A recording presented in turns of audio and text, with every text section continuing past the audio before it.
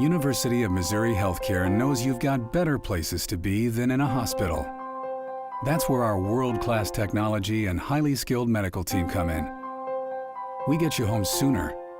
That's important to you and those who wait for you. Rufus, guess who's home?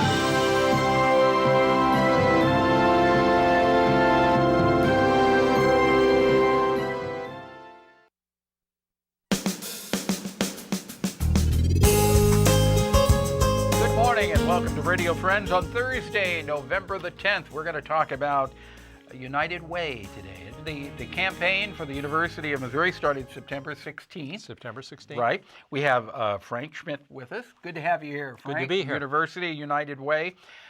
September 16th, it seems like it was a couple of weeks ago we were talking to you about this. And here you are almost at the end.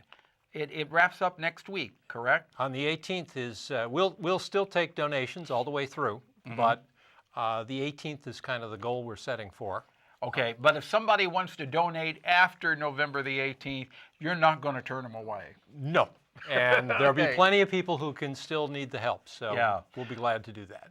Let's talk a little bit about the goal that you set this year. You raised it, what, 5% from last year? Last year's goal was about 5% less than this one, And what's the amount this year? $690,000. Now, for $690,000, this is just the University of Missouri. This is the United university. Way. Yep.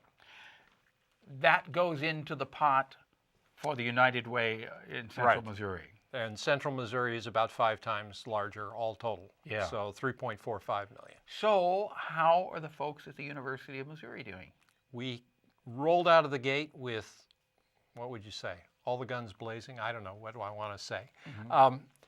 It started off very, very well. We got a real kick. You know, as we mentioned last time I was here, we're on the online giving option this year, and that has been very well received. People are very active. Lots of people doing fundraisers. A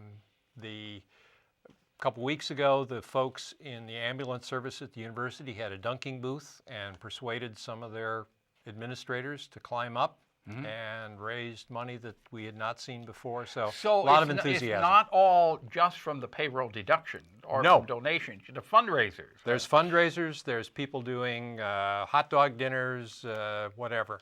And it all goes in. And the fun thing this year, and what's really exciting to us about the online form, is it allows people to log in and say, I participated in that too. And so our hope is that we can get a better grip on all the things people do for United Way and expand it even further in future years. As far as the online form, you can do this anonymously, correct? Yep. You can have a payroll deduction taken, but your department head or your supervisor is not going to know what Not a clue. How much you've decided Nope. to donate. Nope. Now, why was it decided to do this anonymously? Well, a couple of reasons. One is it's a whole lot easier in terms of printing and distributing paper forms to everybody, making sure you've got the right addresses and so forth. Everybody at the university is on email, and so that helps a lot. And people are used to using email, except for I most remember places. we used to get the little cards Yep. in the pink envelopes. Yep. And sometimes those cards would sit on the desk for a week or two. You Right. hadn't filled it out, and they'd come around and say, "Oh, did you fill out Where's your your- United Way card yet? where's your card?" Oh, wait a minute, let me look for it." Yep. And you have every intention of doing it, but it gets misplaced. So you Things- can go online and do it, no muss, no fuss. In a matter of a few seconds. It's really very transparent. And you told me before we went on that you're running just a little bit ahead as to where you were Yep. last year at this Yep. time. And that's always good. Yeah, of course it is. Let's talk about what United Way does in Central Missouri. Okay, so there are 31 participating agencies, including areas of education, things like the Boys and Girls Club, things like income support for handicapped people, health, things like the Adult Day Connection or the dental clinic, things like that, and then education, health, and then finally just general safety net.